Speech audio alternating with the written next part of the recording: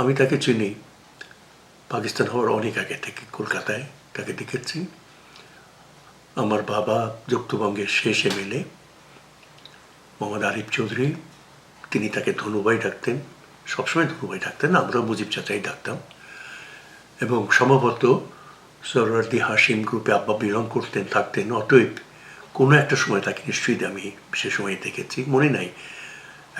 বা একটা বিশাল বড় লোকের বাড়ি গেছিলাম, হিন্দু নেতা ভদ্রলোক, আমি জানি না কিরণ শঙ্কর নয়, সেখানেও মনে আমি দেখেছি, চেহারাটা মনে ছিল আমার। তাকে যখন আমি প্রথম রূপমহলের সামনে রিক্সার উপরে পাকিস্তান মুসলিম লীগের বিরুদ্ধে বক্তৃতা দিতে দেখলাম, আমি তাকে চিনে ফেলেছিলাম। এবং তারপরে বহুবার সাইকেলে আমরা হয়তো রিক্সা যাচ্ছি, আমি আর বাবা, সাইকেলে তিনি যাচ্ছেন, ধন্যবাদ পেছন থেকে চিৎকার। এবং আমি তাকে দেখেছি। কিভাবে চিনি মানে কি, 1000 বছর ধরে বাঙালি যাকে চিনবে, আরও সবসময় চিনবে, তাকে কিভাবে চিনবে? জাতির জনক হিসেবে চিনবে।